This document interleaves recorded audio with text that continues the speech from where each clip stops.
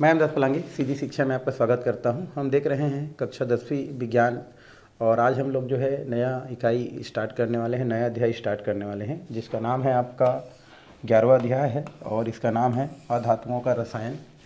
अधातुओं का रसायन मतलब जिसके अंतर्गत हम अधातु का अध्ययन करते हैं वही क्या कहलाता है, आपका अधातु का रसायन कहलाता है। रसायन एक क्या होता है, हमारा एक सब्जेक्ट होता है और इस सब्जेक्ट के अंतर्गत या जिस सब्जेक्ट के अंतर्गत हम क्या करते हैं, अधातुओं का अध्ययन करते हैं उसे हम क्या कहते हैं, अधातु का रसायन कहते हैं। इससे पहले वाला जो भी आपका जो लेसन रहा है जिसमें आप धातु के बारे में क्या कर चुके हैं, पढ़ाई कर चुके हैं, तो इस लेसन में हम अधातुओं के बारे में क्या करते हैं, बात करते हैं। यदि हम अधातु की बात करें तो इससे पहले वाला धातु को भी साथ में क्या करते चलते हैं, लेते हुए चलते हैं।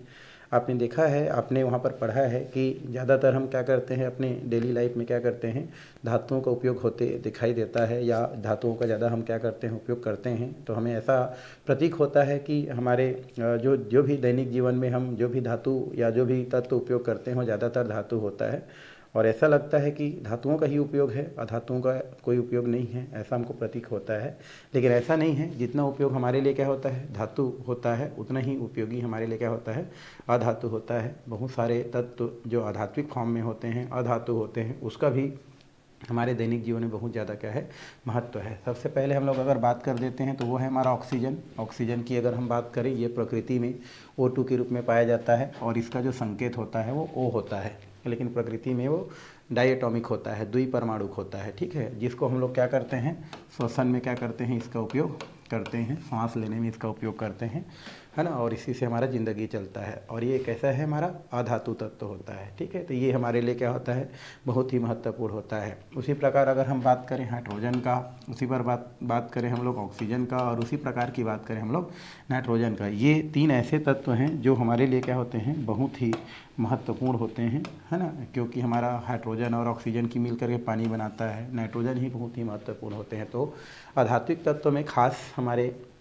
तीन तत्व हैं और ये जो तीन तत्व हैं वो हमारे लिए बहुत ही ज़्यादा महत्वपूर्ण होता है। तो परिचय में हम लोग बस इतना ही कह सकते हैं कि भाई जिस प्रकार से धातु उपयोगी होता है हमारे दैनिक जीवन के लिए, उसी प्रकार से उतना ही आवश्यकता हमारे लिए अधातुओं का भी होता है, मतलब दोनों के लिए बराबर क्या होता है, हमारा योगदान होता है। तो ये तो हो गया इसका सामान्य परिचय। चलिए अब इसमें जो इस रसायन में, अधातुओं का रसायन में और क्या क्या आपका टॉपिक दिया है उसको हम लोग क्या करते हैं, देखते हुए चलते हैं भाई। तो पहला इसमें टॉपिक दिया है अधातुओं के भौतिक गुण कौन कौन से हैं।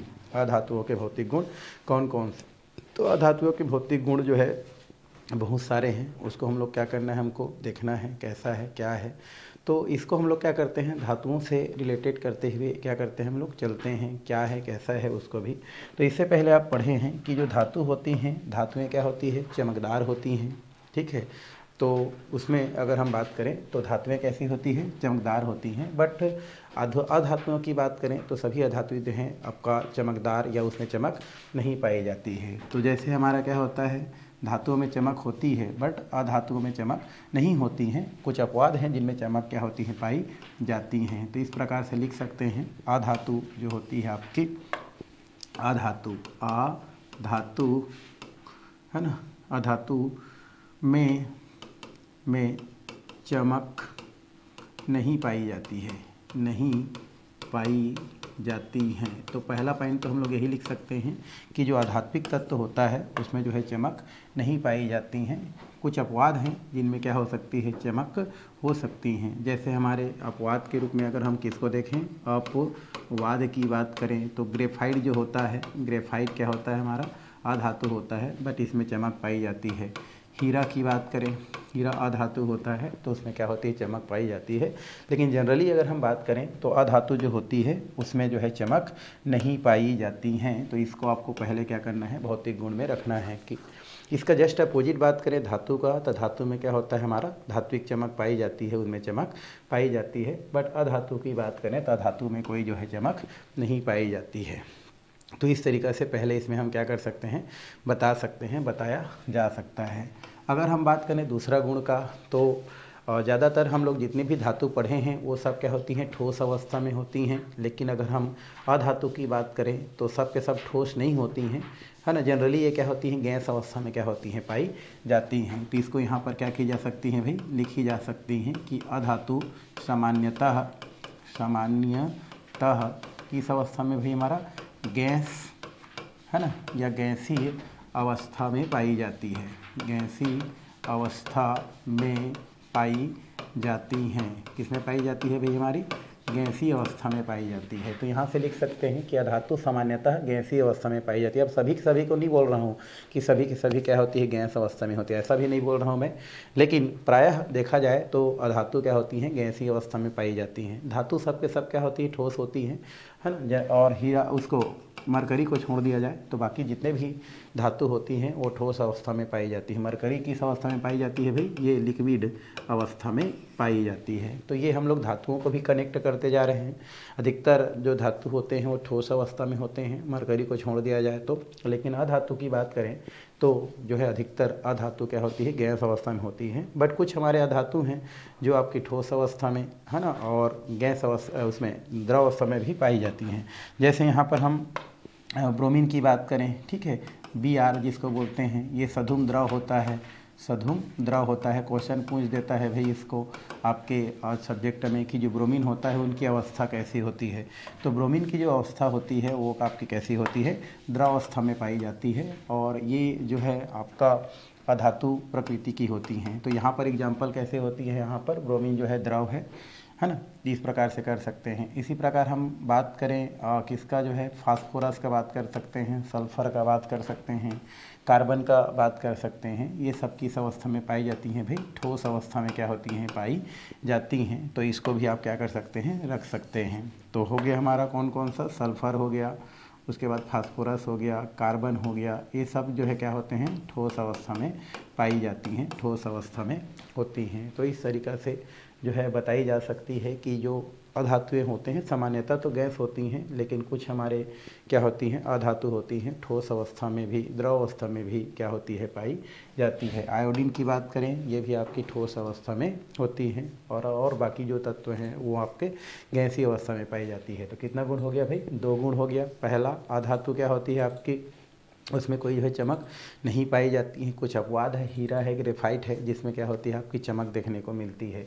दूसरा हम लोग बात करें, अधातु सामान्यतः क्या होती है, गैस होती हैं। बट कुछ हमारे अधातु हैं जो ठोस अवस्था में और द्रव अवस्था में पाई जाती है, जो यहाँ पर लिख दी गई हैं। तो इस तरीक़ा से 2 हम यहाँ पर भौतिक गुण को क्या की जा सकती है, देखी जा सकती है। तीसरा अगर हम बात करें तो जो अधातु होती हैं उसमें तन्यता का, आघातवर्धनता का गुण नहीं पाई जाती हैं। तो लिख सकते हैं अधातु में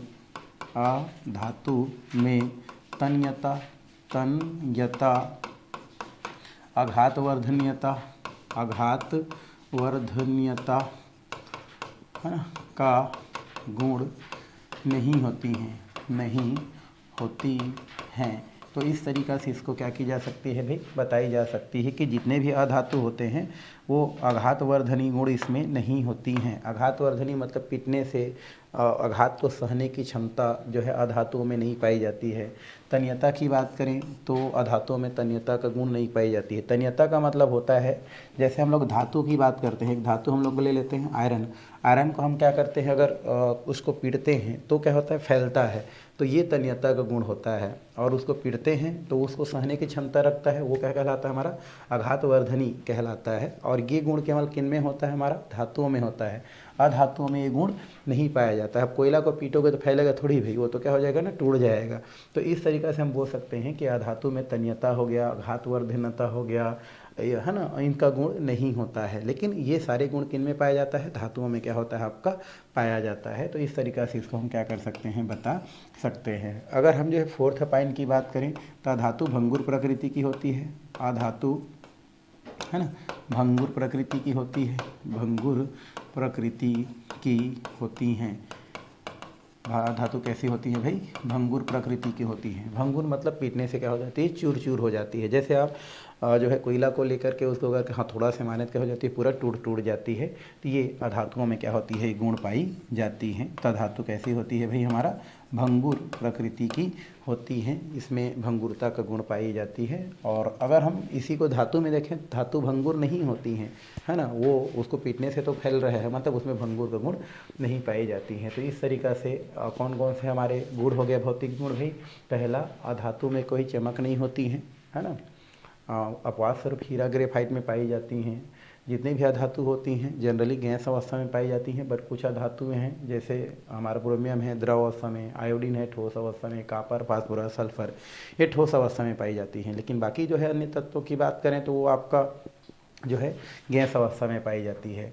अधातु में तन्यता, आघातवर्धनता आदि का जो है गुण नहीं पाई जाती हैं। और लास्ट है इसमें चौथा नंबर, वो है अधातु भंगुर प्रकृति की होती हैं। तो ये सब गुण जो है रखने वाले जो तत्व होती हैं वो सारे के सारे क्या कहलाती हैं? अधातु कहलाती हैं। और भी इसमें बहुत सारे गुण क्या की जा सकती है, रखी जा सकती है। जैसे हम बात करें 5th नंबर का, तो 5th नंबर में हम देखें तो जनरली अधातु जो होती हैं वो विद्युत का और हमारा ऊष्मा का क्या बोलते हैं, कुचालक होती हैं। तो अधातु की बात करें हम लोग तो यहाँ पर लिख सकते हैं अधातु विद्युत की क्या होती है, कुचालक होती है। विद्युत की कुचालक होती है। कुचालक मतलब जानते हो जिसमें विद्युत धारा प्रवाहित नहीं की जा सकती हैं, उसको विद्युत कुचालक कहते हैं ना। तो ये विद्युत की क्या होती है, कुचालक होती हैं, मतलब इसमें विद्युत धारा प्रवाहित नहीं की जा सकती है। बट अपवाद स्वरूप अगर हम बात करें तो अपवाद में क्या होती है हमारी, ग्रेफाइट को रखी जाती है, पेंसिल को रखी जाती है। पेंसिल क्या है, एक प्रकार का ग्रेफाइट है जो विद्युत की क्या होती है, सुचालक होती हैं, ठीक है। तो इसको अपवाद के स्वरूप यहाँ पर रखी जाती है। बाकी जितने भी हमारे आध्यात्मिक तत्व होती हैं वो विद्युत की क्या होती हैं, कुचालक होती हैं। तो इस तरीक़ा से 4-5 जो भी पॉइंट है वो क्या की जा सकती है, आपका अधातु के जो भौतिक गुण हैं उनके अंतर्गत रखी जा सकती है। और इन गुणों को रखने वाले जो भी तत्व कहलाती हैं वो क्या कहलाती हैं, आपकी धातु कहलाती हैं। तो धातुओं को इस प्रकार से भी क्या की जा सकती है, आपका परिभाषित की जा सकती है कि ये बोली जा सकती है भी कि अधातु वे पदार्थ होते हैं जिसमें निम्नलिखित क्या होती है, गुण होती हैं। पहला, अधात्विक चमक नहीं पाई जाती है, ठीक है। ये सामान्यतः गैसीय अवस्था में पाई जाती हैं। अधातु तन्यता, आघातवर्धनता का गुण इनमें नहीं होती हैं। अधातु भंगुर प्रकृति की होती है। और अधातु जो होती है वो विद्युत की क्या होती है, कुचालक होती हैं। तो इतने सारे गुण रखने वाले जो भी हमारे तत्व होती हैं वो सारे के सारे क्या कहलाती हैं, आपकी अधातु कहलाती हैं। और इसका जस्ट अपोजिट कर दिया जाए तो सबके सब धातु के गुण को क्या करती हैं, प्रदर्शित करती हैं। तो इस तरीके से धातु और अधातु के जो गुण हैं वो यहीं से क्या की जा सकती है, समझी जा सकती है, बताई जा सकती है। तो ये तो हो गया हमारा अधातुओं के भौतिक गुण और कौन कौन से हैं वो यहाँ से आपको पता चल गया। इतना ही है, इतना ही आपको लिखना है और लिखने की कोई ज़रूरत नहीं है। ये हो गया अधातुओं के भौतिक गुण भाई, ठीक। चलिए अब हम थोड़ा सा क्या करते हैं, आगे की ओर बढ़ते हैं। आगे यहाँ पर कुछ प्रश्न दिया गया है और वो प्रश्न यहाँ पर दिया गया है कि दी गई सारणी में 4 तत्वों के भौतिक गुण दिए गए हैं। क्या आप बता सकते हैं कि इनमें से कौन से तत्व धातु हैं और कौन से तत्व अधातु हैं। और तत्व द को धातु या अधातु में वर्गीकृत के आधार पर क्या हम लोग बता सकते हैं। तो आपके बुक में इस प्रकार से क्या दिया गया है, कालम दिया गया है बगल में, ठीक है। उस कालम को आप देख करके क्या कर सकते हैं, बता सकते हैं कि कौन हमारा धातु है, कौन अधातु है। जैसे इसमें हमारा ठोस दिया है, ठीक है। फिर यहाँ पर उसका जो है मान दिया गया है कि उसका जो है चालकता कैसा है। तो इसके आधार पर आप बता सकते हैं कि ठोस है और मान लो क्या है वो जो है आघातवर्धनी है। ये मान लो यहाँ पर क्या लिख दिया मैं, आघातवर्धनी है, आघातवर्धनी लिखा है, ठीक है। आघातवर्धनी लिखा है, आघातवर्धनी नहीं है, मान लो आघातवर्धनीता नहीं होता है। तो ठोस है बट आघातवर्धनी के गुण नहीं पाया जाता है, या विद्युत का सुचालकता का गुण नहीं पाया जाता है, मतलब वो क्या होगा, अधातु होगा। तो वहाँ पर आपके जो क्या बोलते हैं बुक में दिया गया है, ठोस है, फिर उसका गुण दिया गया है, फिर उसका चालकता दिया गया है। तो उसके आधार पर अभी पढ़े हैं। मान लो ठोस है बट विद्युत का क्या है हमारा, कुचालक है, मतलब पदार्थ कैसा होगा, अधातु होगा। मान लो जो यह गैस दिया गया है ना, और गैस तो दिया है तो अधातु होगा, वो तो कंफर्म है। द्रव दिया गया है, द्रव दिया है तब भी क्या होगा हमारा, वो अधातु होगा, ये भी कंफर्म है, ठीक है। अगर मरकरी को छोड़ दिया जाए तो जितने भी द्रव हैं, जितने भी गैस हैं वो धातु होते हैं। लेकिन ठोस की बात करें तो कुछ ठोस दिया रहेगा और बोलेगा कि भाई वो विद्युत का कुचालक है, तो क्या हो जाएगा, वो आपका अधातु होगा। तो इस प्रकार से हम क्या कर सकते हैं, धातु को और अधातु को हम क्या कर सकते हैं, वहाँ से पहचान कर सकते हैं, बता सकते हैं भाई। चलिए एक और क्वेश्चन इसमें दिया गया है, ये क्वेश्चन आपसे पूछ सकता है, निम्नलिखित में से कौन अपरूपता प्रदर्शित करते हैं और कौन अपरूपता प्रदर्शित नहीं करते हैं। ये क्वेश्चन अभी नहीं देना चाहिए क्योंकि हम अपरूपता के बारे में नहीं पढ़े हैं, फिर भी हम यहाँ पर आपको बता देते हैं। अपरूपता का मतलब होता है कोई तत्व, कोई क्या है हमारा तत्व है, यदि यह तत्व प्रकृति में कई रूपों में क्या होता है पाया जाता है, मतलब मेन बेसिकली उसका जो क्या होता है हमारा जो फार्मूला होता है वही रहता है, बट वो प्रकृति में कई रूपों में क्या होता है पाया जाता है, तो वो हमारा क्या कहलाता है अपरूपता कहलाता है। जैसे हम कार्बन की ही बात करें ना, तो ये जो कार्बन होता है ये प्रकृति में कई रूपों में क्या होता है पाया जाता है। कार्बन जो होता है वो प्रकृति में आपको हीरा के रूप में पाया जाता है, ठीक है, ये प्रकृति में ग्रेफाइट के रूप में पाया जाता है ना, ये प्रकृति में फुलरीन के रूप में पाया जाता है, ठीक है, और ये प्रकृति में कार्बन मतलब कोयला के रूप में क्या होता है आपका पाया जाता है। तो कोयला का भी फार्मूला सी है, मतलब कार्बन ही है, कोयला भी कार्बन है, फुलरीन भी कार्बन है, हीरा भी कार्बन है और ग्रेफाइट भी कार्बन है। तो आप देख रहे हैं कि जो कार्बन होता है वो प्रकृति में 4 रूपों में क्या हो रहा है मिल रहा है, अलग अलग रूप में मिल रहा है, यही क्या कहलाता है आपका कार्बन का अपरूप कहलाता है। और ये जो प्रक्रिया है वो क्या कहलाता है आपका अपरूपता कहलाता है। मतलब वे तत्व जो प्रकृति में कई रूप में पाया जाता है, कई रूप में उपस्थित होता है, तो वो उन तत्वों का क्या कहलाता है, वह जो अपरूप होता है वह उस तत्व का अपरूप कहलाता है। और अब ये जो प्रक्रिया है वो क्या कहलाता है आपका अपरूपता कहलाता है। तो यहाँ पर दिया गया है कौन कौन से यहाँ पर जो तत्व हैं या कौन हैं जो इसमें अपरूपता का गुण पाया जाता है। तो एक तो आपका कार्बन को ही बोल सकते हैं, ये हमारा कार्बन है ना, ये C4 नहीं होता है हमारा, उसके संयोजकता के आधार पर उसको क्या किया गया है बताया गया है, वैसे कार्बन है भाई, है ना, इसमें ये जो 4 है वो नहीं है। तो ये जो कार्बन होता है ये इनके कितने अपरूप हैं, देखो 4 अपरूप हैं। इसी प्रकार जो सल्फ़र होता है, सल्फ़र के भी बहुत सारे अपरूप होते हैं भाई, है ना, क्रिस्टली अपरूप होता है इसका, अक्रिस्टली अपरूप होता है इसका, ठीक है, और यहाँ पर इसके भी 2 प्रकार होते हैं, इसके 3 प्रकार होते हैं, आप आगे नेक्स्ट क्लास में उसको पढ़ेंगे। तो यहाँ पर जितने भी हमारे क्या दिया गया है, हमारा तत्व दिया गया है, ये हमारा कार्बन है, ये भी 2 हो गया कार्बन की अगर हम बात करें तो ये कार्बन हो गया, और हमारा जो सल्फ़र हो गया, ये सल्फ़र दोनों हैं जिनके क्या होते हैं अपरूप क्या होते हैं पाए जाते हैं। और बाकी हम बात करें तो बाकी का जो अपरूप होता है वो नहीं देखने को मिलता है, मतलब ये दोनों एक साथ है भाई, ऐसा है, ये ऐसा है, ठीक है, मतलब इसको बोलते हैं C4H10, ये ब्यूटेन है। अब आगे पढ़ेंगे कि मेथेन है, ये सल्फ़र है, सल्फ़र डाइऑक्साइड है, कार्बन डाइऑक्साइड, देखो इसका नाम होता है कार्बन, ये हमारा क्या होता है कार्बन। तो पहला हमारा नाम क्या हो गया कार्बन, किसका नाम कार्बन है शुरू वाला का, ठीक है। तो यहाँ पर हम इसका नाम लिख देते हैं भाई, पहला वाला को क्या बोलते हैं कार्बन है, दूसरा वाला क्या है कार्बन डाइऑक्साइड है, कार्बन डाइऑक्साइड है जिसको आप जानते हैं, ठीक है, इससे शुष्क बर्फ़ बनाया जाता है, ये बोलते हैं सल्फ़र डाइऑक्साइड। एस को बोलते हैं सल्फ़र, 2 ऑक्सीजन है तो बोलते हैं डाई, और ओ को बोलते हैं ऑक्साइड, तो पूरा नाम सल्फ़र डाइऑक्साइड। इसको केवल सल्फ़र बोलते हैं, एस को सल्फ़र बोलते हैं, इसको ब्यूटेन बोलते हैं, ब्यूटेन, और इसको मेथेन बोलते हैं, ठीक है, इसको क्या बोलते हैं मेथेन बोलते हैं। तो जितने भी हमारे यौगिक और तत्व दिया गया है उनमें से हमारा जो सल्फ़र है और ये हमारे क्या होते हैं कार्बन है, इन दोनों के क्या होते हैं अपरूप पाए जाते हैं, अपरूप पाए जाते हैं, बाकी का कोई अपरूप नहीं पाए जाते हैं। तो यहाँ से क्वेश्चन अगर बनता है, बताइए दिए गए जो भी हमारे तत्व या यौगिक में किनके अपरूप आपको प्रकृति में देखने को मिलता है, तो आप किसको बोलेंगे कार्बन और सल्फ़र हैं जिनके अपरूप आपको प्रकृति में देखने को मिलते हैं या सुनने को मिलते हैं, ठीक है। बाकी अन्य जितना भी दिया गया है उनके कोई प्रकृति में अपरूप नहीं होता है। तो ये तो हो गया आपका अधातु का गुण, साथ ही साथ कुछ क्वेश्चन।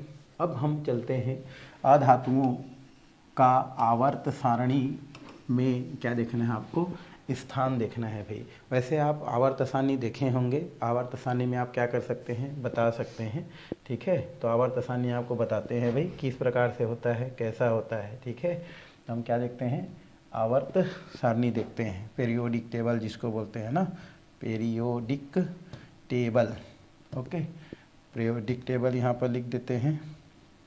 उसके बाद आपको दिखाते हैं कि पीरियोडिक टेबल होता कैसा है, किस प्रकार से होता है, उसको हम लोग क्या कर रहे हैं भाई आगे देख रहे हैं। देखो चलिए इसमें से कोई उठा लेते हैं और उसको हम लोग क्या करते हैं यहाँ पर देखते हैं कि पीरियोडिक टेबल किस प्रकार से होता है, कैसा होता है, उसको हमको क्या करना है, देखना है। ठीक है, ये आपका क्या हो गया, पीरियोडिक टेबल आपको यहाँ पर दिख रहा होगा। पीरियोडिक टेबल, इसी को आवर्त सारणी के नाम से क्या करते हैं हम लोग जानते हैं, कैसा है, किस प्रकार से है। तो चलिए यहाँ पर इसके बारे में थोड़ा सा हम क्या करते हैं, चर्चा करते हैं। यहाँ पर ये जो पीरियोडिक टेबल आपको दिख रहा है, ये पीरियोडिक टेबल है हमारा आवर्त सारणी कहते हैं। ठीक है, इसको हम लोग क्या बोलते हैं हिंदी में, आवर्त सारणी के नाम से इसको क्या करते हैं भाई, जानते हैं। ये जो आवर्त सारणी होता है, इस आवर्त सारणी को 4 ब्लॉक में बांटा गया है। ये आपको थर्ड लेसन में आपको उधर पहले पढ़ाया गया होगा। ठीक है, तो वहाँ पर हम देखते हैं, यहाँ पर क्या होता है, एक होता है एस ब्लॉक जिसमें हमारा वर्ग 1 और वर्ग 2 का तत्व आता है। एक होता है डी ब्लॉक, ये होता है हमारा डी ब्लॉक, और ये होता है हमारा पी ब्लॉक, है ना। ये हमारा जो होता है इसको हम लोग क्या बोलते हैं, पी ब्लॉक कहते हैं, पी ब्लॉक कहा जाता है। और ये जो नीचे होता है ना, इसको हम लोग बोलते हैं एफ ब्लॉक। तो टोटल हमारा जो है आवर्त सारणी को कितने ब्लॉक में बांटा गया है भाई, 4 ब्लॉक में बांटा गया है। S block, D block, P block और एक क्या होता है हमारा एफ ब्लॉक। तो टोटल हमारा कितना ब्लॉक हो गया, हमारा 4 ब्लॉक हो गया। इस चारों ब्लॉक को जो है यहाँ पर वर्ग और आवर्त में क्या करते हैं हम लोग, डिवाइड करते हैं भाई। एक क्या होता है हमारा आवर्त होता है आपके पीरियोडिक टेबल में, और एक क्या होता है हमारा वर्ग होता है। अब आवर्त वर्ग क्या होता है, तो आपको देखो यहाँ पर 2 कॉलम बना हुआ दिखाई दे रहा है। एक हम ऊपर से नीचे पढ़ते हैं और एक हम क्या करते हैं, बाएं से दाएं पढ़ते हैं, है ना। ये इस प्रकार से ऊपर से नीचे कॉलम बोल सकते हैं और बाएं से दाएं इस प्रकार से कॉलम होता है। तो जो बाएं से दो दाएं कॉलम बनता है ना, बाएं से क्या बनता है हमारा, जो दाएं आपको कॉलम दिख रहा है इस प्रकार से, ऐसा जो कॉलम आपको दिख रहा है ना, इसको हम जाएंगे तो इस प्रकार से, इसको हम इस प्रकार से बोल सकते हैं। तो इसको हम लोग बोलते हैं, बाएं से जो दाएं क्षैतिज जो कॉलम होता है उसको हम लोग क्या बोलते हैं भाई, आवर्त बोलते हैं। क्या बोलते हैं उसको, आवर्त बोलते हैं। अगर आपसे क्वेश्चन करता है कि आवर्त क्या होता है, तो आवर्त सारणी में बाएं से जो दाएं क्षैतिज जो कॉलम बना है, उस क्षैतिज कॉलम को हम क्या बोलते हैं, आवर्त कहते हैं। और इनकी टोटल संख्या जो है पीरियोडिक टेबल में वो 7 है। कितना है हमारा, 7 है। 1 2 3 4 5 6 और ये 7। ठीक है, ये 7। तो पीरियोडिक टेबल में आवर्तों की संख्या कितना है भाई, कुल हमारा 7 जो है आवर्त आपके जो है बुक में भी दिया गया है, और आपका 7 जो है यहाँ पर आवर्त होता है। तो आपको पीरियोडिक टेबल में पहले इसी को क्या करना है, जानना है कि पीरियोडिक टेबल में आवर्त सारणी में कितने आवर्त हैं। तो कितने आवर्त हैं, 7 आवर्त हैं। और आवर्त किसे कहते हैं, तो बाएं से जो दाएं हमारा जो भी क्या होता है कॉलम बना होता है, वो आपका क्या कहलाता है, आवर्त के नाम से क्या किया जाता है, जाना जाता है, आवर्त कहा जाता है। तो इस तरीक़ा से हम क्या कर सकते हैं, आवर्त के बारे में क्या कर सकते हैं, बता सकते हैं। तो आवर्त क्या है भाई, तो आवर्त सारणी में बाएं से जो दाएं कॉलम बना है, क्षैतिज कॉलम बना है, वो आवर्त कहलाता है। और आवर्तों की कुल संख्या की अगर हम बात करें तो कितना है हमारा, 7 है। ठीक है, ओके। अब हम थोड़ा सा बात करते हैं वर्ग का। किसकी बात करते हैं भाई, वर्ग का। तो वर्ग की बात करें तो ऊपर से जो नीचे कॉलम बना है इस प्रकार से, ये देखो आपका इतना आपका कॉलम दिख रहा है इस प्रकार से ऊपर नीचे, इसको हम लोग क्या बोलते हैं, वर्ग कहते हैं। क्या कहते हैं, वर्ग। और इनकी टोटल संख्या कितना है हमारा, 18 वर्ग है। देखो यहाँ से स्टार्ट होता है 1, ये हमारा 1 हो गया, 2 तो है ना, ये 3 4 5 6 7 8 9 10 11 12 13 14 15 16 17 और 18। तो वर्गों की संख्या टोटल कितना है भाई हमारा, 18 वर्ग है। ठीक है, तो आपको सबसे पहले तो आवर्त और वर्ग जानना जरूरी था पीरियोडिक टेबल के अंतर्गत। तो पीरियोडिक टेबल में आवर्त सारणी में आवर्त किसे कहते हैं पूछेगा तो आप बताना कि बाएं से जो दाएं क्षैतिज कॉलम दिखता है उसे हम आवर्त कहते हैं, जिनकी संख्या टोटल कितना है, 7 है। वर्ग की बात करें तो वर्ग क्या होता है भाई, तो ऊपर से नीचे जो आपका क्या होता है, जो कॉलम दिखाई देता है ना, ऊर्ध्वाधर कॉलम जिसको बोलते हैं, वो आपका क्या कहलाता है, वर्ग कहलाता है, वर्ग कहते हैं। और यहाँ पर हम अगर पी ब्लॉक के तत्वों की बात करें, किसकी बात करें, पी ब्लॉक के तत्व। यहाँ पर जो है पी ब्लॉक के तत्व जितने भी दिख रहे हैं ये आपके क्या कहलाते हैं, ये जो पी ब्लॉक हैं इसी के अंतर्गत क्या रखे गए हैं, जितने भी अधात्विक जो तत्व हैं वो रखे गए हैं, ये इतना से इतना में। ठीक है, कहाँ से कहाँ भाई, यहाँ से यहाँ जितने भी हमारे क्या है पीरियोडिक टेबल में जितने भी अधात्विक तत्व रखे गए हैं वो तत्व यहीं पर क्या होता है आपको देखने को मिलता है। यहीं पर रखे गए हैं। बाकी जितने भी आपको दिख रहे हैं, एस ब्लॉक दिख रहे हैं, डी ब्लॉक दिख रहे हैं और ए ब्लॉक जो दिख रहे हैं, ये सब के सब क्या होते हैं, हमारे धातु हैं भाई। ये सब के सब क्या हमारे धातु होते हैं। केवल अधातु किसमें पाया जाता है, हमारा पी ब्लॉक जो होता है उनमें क्या होता है, अधातु देखने को आपको मिलता है। इसको हम लोग क्या बोलते हैं, पी ब्लॉक बोलते हैं। तो ये हो गया हमारा पी ब्लॉक के जो तत्व हैं वो आधात्विक गुण को प्रदर्शित करते हैं। अब यहाँ पर क्या होता है, आधात्विक गुण जो होता है ना, वो पीरियोडिक टेबल में थोड़ा सा आगे पीछे ऊपर नीचे जाने से क्या होता है, आपका घटता है। कैसे? यदि हम क्या करते हैं, आवर्त सारणी में अगर बाएं से दाएं चलते हैं, किधर से किधर चलते हैं भाई, बाएं से दाएं चलते हैं। बाएं से दाएं का मतलब होता है इस प्रकार से आगे बढ़ते हैं। कहाँ से? जैसे हाइड्रोजन है, हाइड्रोजन से हीलियम चल दिए, या lithium, beryllium, boron, carbon, nitrogen, oxygen, fluorine और नियान। तो इस प्रकार से जब हम क्या करते हैं, बाएं से जब दाएं बढ़ते हैं, तो उस स्थिति में परमाणु आकार जो है वो धीरे धीरे क्या होते जाता है, छोटा होते जाता है। परमाणु आकार क्या होते जाता है, छोटा होते जाता है, क्योंकि वहाँ पर नाभिकीय आवेश क्या होते जाता है, बढ़ते जाता है। मतलब परमाणु होता है और परमाणु के बीच में होता है धन आयन और इसके चारों तरफ होता है हमारा इलेक्ट्रॉन। तो जब हम बाएं से क्या करते हैं, दाएं जाते हैं, तो धीरे धीरे इनका आकार क्या होते जाता है, छोटे होते जाता है। मतलब इलेक्ट्रॉन नाभिक के क्या होते जाता है, करीब आते जाता है, इसलिए आकार जो है धीरे धीरे बढ़ते जाता है। तो यहाँ से बाएं से दाएं जाते हैं तो आकार क्या होता है, छोटा होता है। और जैसे जैसे परमाणुओं का आकार, तत्वों का आकार क्या होते जाता है, छोटा होते जाता है ना, वैसे वैसे उसको इलेक्ट्रॉन देने की जो क्षमता है, इलेक्ट्रॉन देने की क्षमता मतलब किसी को इलेक्ट्रॉन दे दे, उसकी क्षमता कम होती जाती है और इलेक्ट्रॉन ग्रहण करने की क्षमता क्या होती जाती है, आपकी बढ़ती जाती है। मतलब अधात्विक गुण क्या होती जाती है, आपकी बढ़ती जाती है। मैं शुरू में बताया ना अधातु क्या होता है, तो वे तत्व जो इलेक्ट्रॉन ग्रहण करते हैं वो अधातु कहलाता है। तो जब हम क्या करते हैं, बाएं से दाएं चलते हैं, तो उस स्थिति में तत्वों का आकार छोटा होता है और तत्वों का आकार छोटा होने की वजह से क्या करता है, इलेक्ट्रॉन जो ग्रहण करने की क्षमता है वो बढ़ते जाता है। तो इस स्थिति में हम बोल सकते हैं कि शुरू वाले जो तत्व होते हैं वो धातु होते हैं, और जैसे जैसे हम क्या करते जाते हैं, आगे बढ़ते जाते हैं, वैसे वैसे उसमें आध्यात्मिक गुण आते जाता है। और 18वें समूह में पहुंचने के पश्चात जितने भी तत्व आते हैं वो सबके सब केवल अधातु गुण को ही क्या करते हैं, प्रदर्शित करते हैं। तो इस तरीक़ा से आप बता सकते हैं कि बाएं से दाएं चलने पर, आवर्त सारणी में बाएं से क्या करने पर, दाएं चलने पर हमारा जो अधात्विक गुण होता है उसका मान क्या होते जाता है, आपका बढ़ते जाता है। किधर से किधर जाने पर भाई, बाएं से दाएं। थोड़ा सा समझते रहेंगे, है ना, सब कुछ चीज़ को लिखा नहीं जाता, कुछ चीज़ को समझा भी जाता है भाई। तो बाएं से दाएं चलने पर क्या होता है, हमारा अधात्विक गुण बढ़ता है। अधात्विक गुण क्या होता है, आपका बढ़ता है। अधात्विक, ठीक है, धात्विक गुण क्या होगा, आपका बढ़ेगा। ये याद रखना, ठीक है, क्योंकि इलेक्ट्रॉन ग्रहण करने की क्षमता बढ़ती जाती है। यही काम अगर हम क्या करें, ऊपर से नीचे की बात करें किसी भी, तो ऊपर से नीचे आने पर जो आकार होता है, ये आकार क्या होते जाता है, आपका बढ़ते जाता है भाई। ऊपर से नीचे आने पर आकार क्या होता है, इस प्रकार से बढ़ते जाता है, बढ़ते जाता है। और जब आकार क्या होता है, ऊपर से नीचे आने पर बढ़ता है, तो इलेक्ट्रॉन देने की जो क्षमता है, इलेक्ट्रॉन त्यागने की जो क्षमता है, वो क्या हो जाता है, बढ़ जाता है। वजह ये होता है कि इलेक्ट्रॉन जो है, जैसे जैसे परमाणु आकार क्या होता जाता है, बढ़ते जाता है, इलेक्ट्रॉन और नाभिक के बीच की दूरी भी क्या होते जाता है, बढ़ते जाता है, और उनके मध्य में जो आकर्षण बल है वो कमज़ोर होते जाता है। इसलिए यहाँ से इलेक्ट्रॉन डोनेट करना आसान हो जाता है, इलेक्ट्रॉन देना क्या हो जाता है, आपका आसान हो जाता है। यही वजह है कि ऊपर से नीचे आने पर धात्विक गुण बढ़ता है। क्या गुण बढ़ता है भाई, हमारा धात्विक गुण बढ़ता है। यहाँ पर लिख देता हूँ मैं, ऊपर से नीचे आने पर क्या होता है, धातु गुण बढ़ता है। तो यहाँ पर लिख दिया जाए, अगर हम जो है वर्ग में ऊपर से नीचे आए, वर्ग जो होता है ऊपर से क्या करें, नीचे आए, तो धातु गुण क्या होता है, आपका बढ़ता है।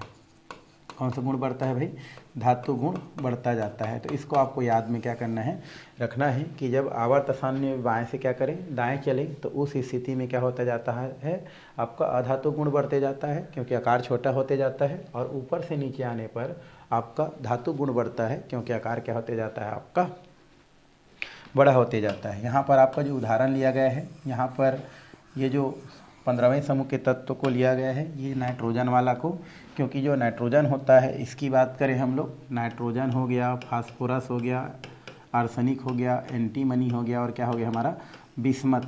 इस प्रकार से ये हमारे तत्व हैं।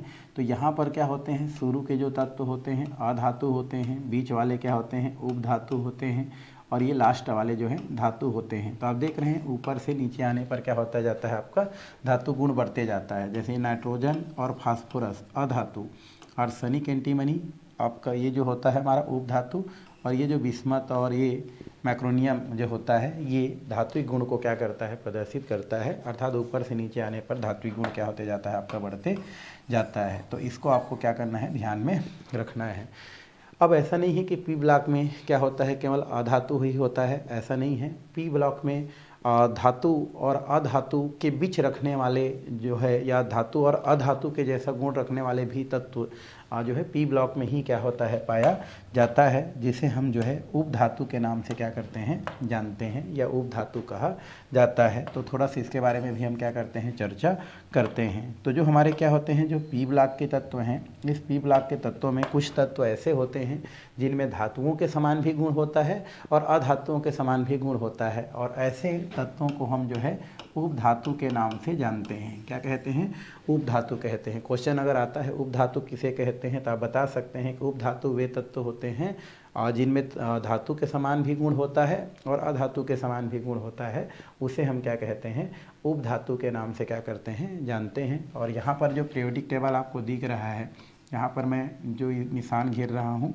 ये सब क्या होते हैं, हमारे उपधातु के श्रेणी में क्या करते हैं, रखे जाते हैं। इस प्रकार से इतना जो दिख रहा है ना। उसके अलावा जो है हम नीचे भी कर सकते हैं। इधर जो है आपका ये बोरान हो गया, सिलिकॉन हो गया, जर्मेनियम, आर्सेनिक, एंटीमनी, ये बिस्मत को भी ले सकते हैं हम लोग। ये सब हमारे क्या होते हैं, उपधातु होते हैं। Boron, silicon, germanium, arsenic, antimony, bismuth, ये सब हमारे कैसे होते हैं, उपधातु तत्व होते हैं। उपधातु मतलब जिसमें धातु के समान भी गुण पाए जाते हैं, अधातु के समान भी क्या होते हैं, गुण पाए जाते हैं। तो इस तरीक़ा से हम इसको क्या कर सकते हैं, बता सकते हैं, बताया जा सकता है। तो यही आवर्त सारणी में क्या किया गया है, स्थान दिया गया है। तो पहला क्वेश्चन अगर ये पूछ दे कि अधातुओं को आवर्त सारणी में स्थान कहाँ दिया गया है, तो पहला तो आपका जवाब यही होगा कि अधातुओं को आवर्त सारणी में पी ब्लॉक के तत्वों में क्या किया गया है, स्थान दिया गया है, जिनमें आपके अधातु, उपधातु प्रकार के क्या होते हैं, तत्व पाए जाते हैं। और इनमें टोटल जो है कितने वर्ग रखा गया है, तो वर्ग रखा गया है यहाँ पर वर्ग 13 से लेकर के, ये वर्ग क्या है 13, वर्ग 14, 15, 16, 17 और ये 18। तो टोटल यहाँ पर 6 वर्गों को क्या किया गया है, रखा गया है। तो आप ये भी बोल सकते हैं कि अधातुओं का आवर्त सारणी में स्थान जो है पी ब्लॉक में दिया गया है, जिनमें वर्गों की संख्या 13 से लेकर कितना आता है, 18 आता है। और इसी में उपधातु भी जो है पाए जाते हैं। उपधातु वे तत्व होते हैं जिनमें धातुओं के समान और अधातुओं के समान, दोनों के समान क्या होता है, गुण पाया जाता है। यहाँ पर थोड़ा सा 17वें समूह और 18वें समूह की बात कर लेते हैं थोड़ा सा। ये जो हमारा 17वें समूह होता है और 18वें समूह होता है, ये थोड़ा सा क्या होते हैं, हमारे थोड़ा सा ज़्यादा इंपॉर्टेंट है। तो इसके बारे में थोड़ा सा हम क्या करते हैं, चर्चा करते हैं। तो यहाँ पर ये दिया है 17वें समूह। ये हमारा कौन सा समूह है, 17वें समूह, जिसमें आए हैं फ्लोरीन है, क्लोरीन है, ब्रोमीन है, आयोडीन है, एस्टीटीन है ना, और टेंसेसिव है। ये हमारे कुछ तत्व दिए गए हैं। इसको हम लोग 17वें समूह के तत्व कहते हैं। और ये जो 17वें समूह के तत्व होते हैं वो बहुत ही ज़्यादा क्या होते हैं, आपके क्रियाशील होते हैं। ये बहुत ज़्यादा क्या होते हैं भाई, क्रियाशील होते हैं। और ये जो है इसलिए क्रियाशील होते हैं क्योंकि इसको 18वें समूह के जैसा बनने के लिए केवल एक इलेक्ट्रॉन की क्या होते हैं, आवश्यकता होते हैं, और उसको पूर्ण करके वो 18वें समूह के जैसा बन जाते हैं। क्योंकि 18वें समूह के जो तत्व होते हैं ना, ये अक्रिय होते हैं। क्या होते हैं हमारे, अक्रिय। अक्रिय मतलब होता है क्रिया में पार्टिसिपेट नहीं करते हैं, ऐसे तत्वों को हम अक्रिय तत्व कहते हैं। तो इसमें हीलियम, नियान, आर्गन, क्रिप्टॉन, जिनान, रेडान, ये सब क्या होते हैं, अक्रिय तत्व होते हैं। और इन्हीं तत्वों के जैसा बनने के लिए बाकी जो जितने भी तत्व होते हैं वो क्या करते हैं, या तो इलेक्ट्रॉन ग्रहण करते हैं या तो इलेक्ट्रॉन क्या करते हैं, त्यागते हैं। तो चूँकि यहाँ पर इन तत्वों के अक्रिय होने के पीछे कारण होता है कि इनके जो कक्षा होते हैं, उस कक्षा के अंतिम जो कक्षा होते हैं उसमें 8 इलेक्ट्रॉन क्या होते हैं, पूर्ण होते हैं। आपका साइंस में यही रूल है कि जिन तत्वों के सबसे लास्ट जो कक्षा है, अगर उसमें 8 इलेक्ट्रॉन होता है तो वो कैसा होता है, अक्रिय होता है। तो ये हमारे जो 18वें समूह के जो तत्व होते हैं उनके अंतिम में 8 इलेक्ट्रॉन होते हैं। इस कारण से वो क्या होते हैं, आपके अक्रिय प्रकृति के होते हैं। और इनके जैसा बनने के लिए भी हाँ जो है इनके जैसा बनने के लिए, इनके जैसा 18वें समूह के जैसा बनने के लिए बाकी जो तत्व होते हैं वो इलेक्ट्रॉन ग्रहण करते हैं और इलेक्ट्रॉन त्यागते हैं। और चूंकि जो फ्लोरीन होता है, क्लोरीन होता है, ब्रोमीन, आयोडीन होता है, वो तो एकदम नज़दीक है, इनके जैसा बनने के लिए केवल एक कदम दूर है, इसलिए एक इलेक्ट्रॉन क्या करते हैं, ग्रहण करते हैं और आसानी से क्या होते हैं, 18वें समूह के जैसा क्या कर लेते हैं हम लोग जो है विन्यास को प्राप्त कर लेते हैं। इसलिए 17वें समूह के तत्व बहुत ही ज़्यादा क्या होते हैं, आपके क्रियाशील होते हैं। और 18वें समूह के तत्व क्या होते हैं, अक्रिय होते हैं। 18वें समूह के तत्वों को शून्य समूह के नाम से भी जानते हैं। क्या बोलते हैं इसको, शून्य समूह के भी नाम से जानते हैं, क्योंकि ये इलेक्ट्रॉन लेते नहीं हैं, इलेक्ट्रॉन देते नहीं हैं, इसलिए इसको शून्य समूह के भी नाम से जानते हैं या शून्य समूह कहा जाता है। तो इस तरीक़ा से पीरियोडिक टेबल के बारे में कुछ जानकारी आप क्या कर सकते हैं, बता सकते हैं। तो फिलहाल जो है आज का जो क्लास है वो हम यहीं पर क्या करते हैं, समाप्त करते हैं। नेक्स्ट जो क्लास है उस क्लास में फिर हम लोग जो है आगे क्या करने वाले हैं, पढ़ने वाले हैं भाई।